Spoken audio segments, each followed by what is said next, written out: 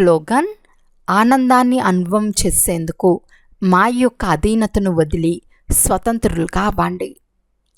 అవ్యక్త సూచన: ఇప్పుడు లగ్నం యొక్క అగ్నిని ప్రజ్వలితం చేసి యోగాన్ని జ్వాలారూపంగా చేయండి.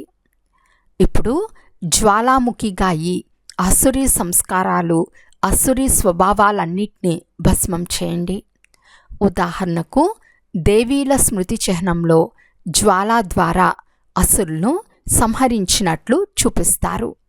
అసురులు అంటే వ్యక్తులు కారు, కానీ అసురీ శక్తులను సమాప్తం చేశారు.